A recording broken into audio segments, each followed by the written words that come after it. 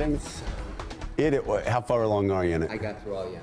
You got through all of it? All of it, yes. We're talking about The Crown. Yeah. We're talking about, it is great stuff. Really good. Great in it. And I'm not going to ruin anything, but the Duke of Windsor at the end, holy cow. Yeah. Whew, just got chills. Just good television. It is great television. So who's with us now, Willie? Oh, you want me to talk about well, that? they like their block and the White House correspondent for Reuters, current president of the White House Correspondents Association, Jeff Mason. Jeff met with the Trump press team yesterday at Trump Tower. Jeff, good to see you. Nice to be here. What questions did you have for the Trump team? What concerns did you express to them? We sort of both had questions and concerns on both sides. They asked us a lot about how the White House press corps works with the White House, what some of our traditions are. We asked them what some of their plans are, and just went from there. There's some concerns early on about the press pool and everything else. Are you concerns? Were they assuaged a bit yesterday, or are you still concerned? Yeah, I mean, they've made a lot of progress with us on forming a press pool during his transition period. We talked early on when he went out for dinner in New York and didn't bring a press pool, and that was a big concern.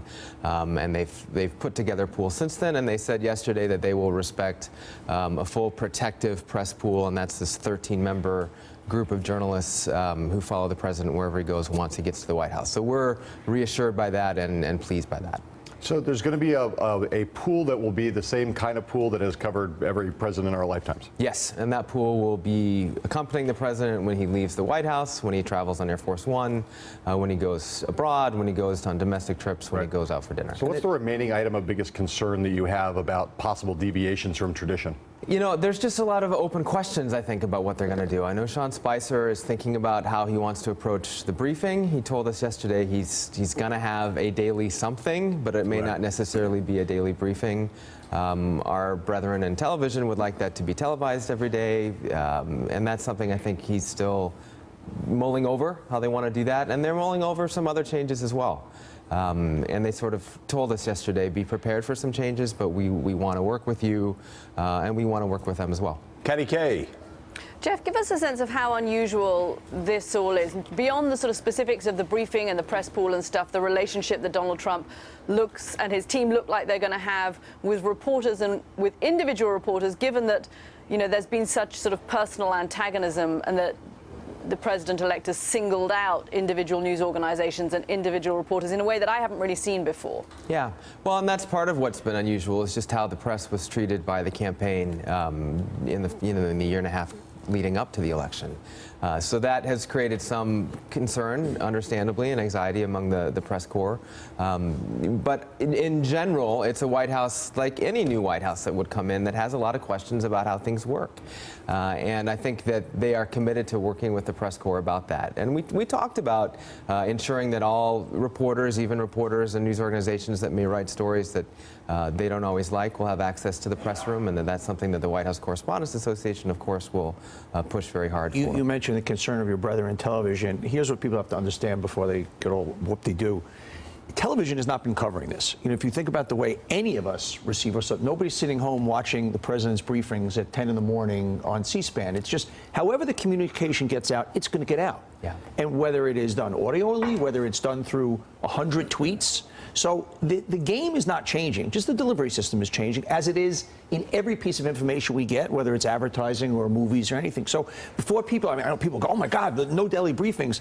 The delivery system is going to change. And there's going to be something daily, and I think the importance for the press corps is that we have a chance to ask questions of the president-elect and of the president's team when he's in office. And whether that's always televised or not, I mean, that's something we can certainly talk about. It's important for the Correspondents Association to be sure that all of our members are getting what they need. But the most important thing, the big common denominator is a chance to ask questions of the newsmakers. Talking about the trend lines, just for people that are somewhat new to following this, you can go all the way back to the Clinton administration, and of course they made a bad mistake the first day or two that they had to quickly retreat on.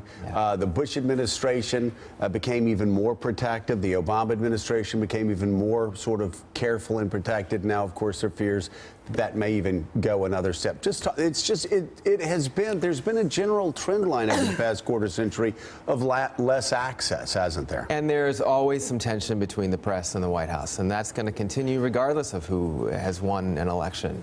But yeah, any administration is going to try and form its own communication strategy, whether that's with Twitter and social media, which we have now, or cutting off reporters at the beginning of the Clinton administration from walking into what we call lower and upper press in the White House, which they backtracked on.